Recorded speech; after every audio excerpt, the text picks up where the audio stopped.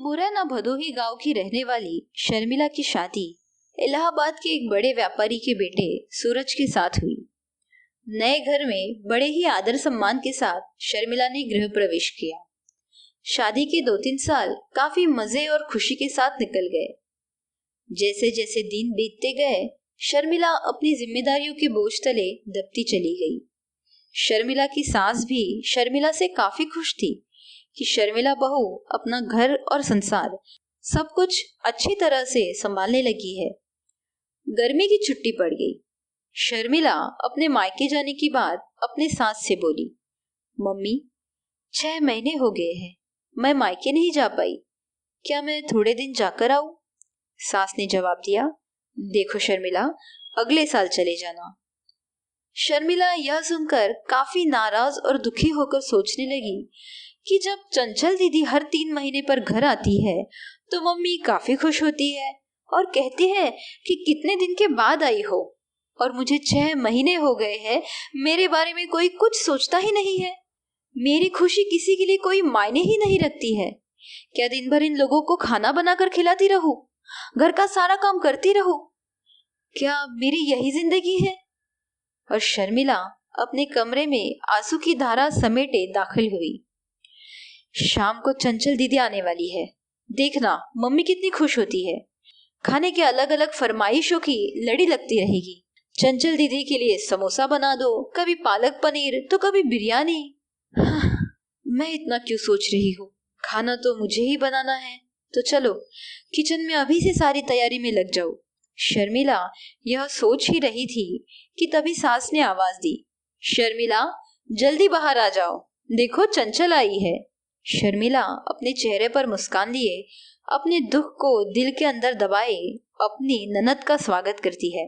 चंचल कहती है, कैसी हो भाभी? शर्मिला, अच्छी हूँ, सब कैसे है? चंचल, अच्छे है। शर्मिला कहती है, अच्छा हमारे जीजाजी कैसे है? चंचल शर्माते हुए कहती है, वो भी अच्छे है। शर्मिला कहती है, दीदी आप बैठो, मैं नाश्ता बना कर लाती हूँ। नहीं नहीं भाभी, कुछ मत बनाओ, मैं अभी घर से नाश्ता करके निकली हूँ, और वैसे भी भाभी मैं केवल 2-3 घंटे ही रहूंगी, क्योंकि मेरे सास की तबीयत थोड़ी ठीक नहीं है। आपके जीजाजी उन्हें लखनऊ डॉक्टर को दिखाने ले गए हैं, तो मैं अकेले घर पर क्या करूंगी, इसीलिए उन्होंने कहा कि बेहतर होगा तुम अपने मायके जाकर सबसे मिलाओ, सो मैं चली आई। मुस्कुराते हुए चंचल ने जवाब दिया। शर्मिला ने कहा, अच्छा दीदी रुको, मैं खाना बना देती हूँ, आप खा भी लीजिएगा और जीजाजी और आपके सास के लिए खाना भी बांध देती हूँ। चंचल कहती है, अरे भाभी मेरे साथ बैठो, बातें करो, शाम तक मैं चली जाऊंगी, खाना तो बनता ही रहेगा।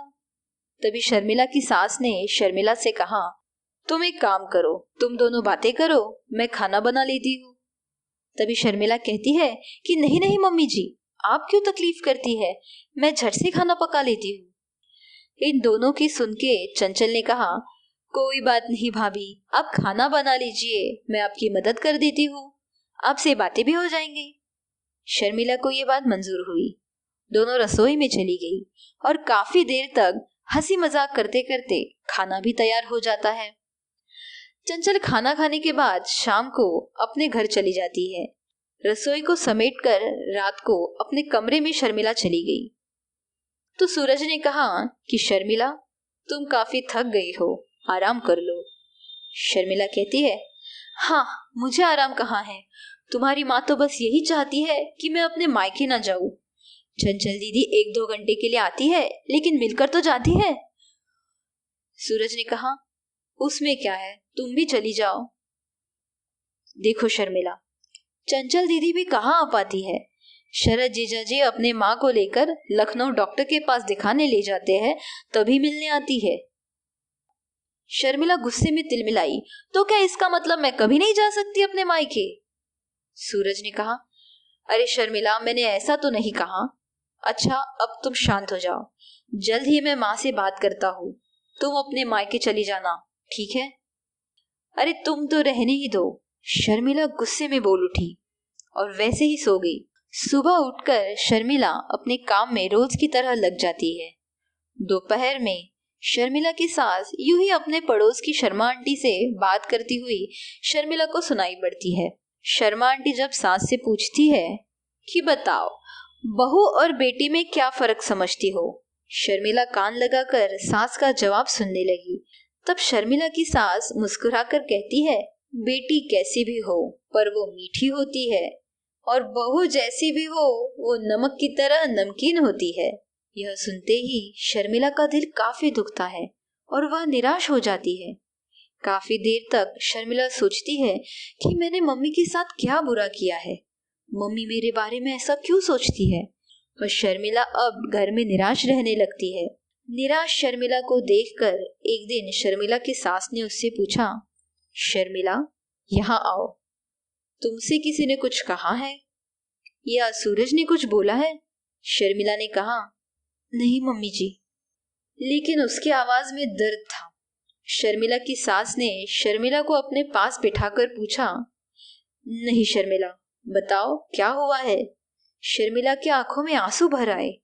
शर्मिला ने सास को सारी बात बता दी कि कैसे शर्मा आंटी से आप बहू और बेटी में फर्क बता रही थी।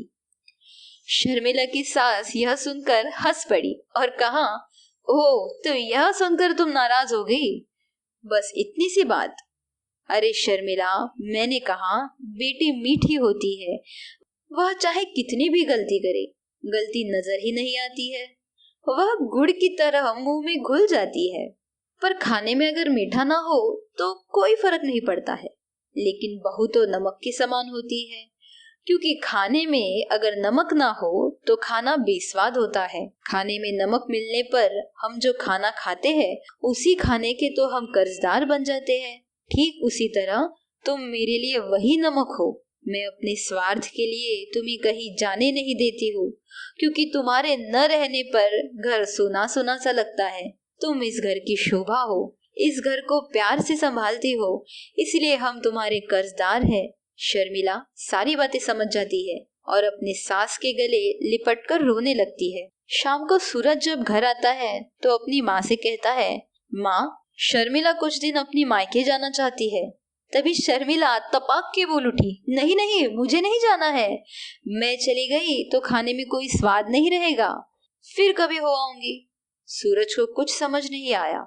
कुछ ही दिन पहले तो मायके जाने के लिए मुझसे झगड़ रही थी। हाँ, सच में औरतों को समझना हम मर्दों के बस की बात नहीं। शर्मिला की सास शर्मिला के सिर पर हाथ फेर रही थी और सूरज एक टक लगाकर शर्मिला और अपनी माँ को देखता रह गया।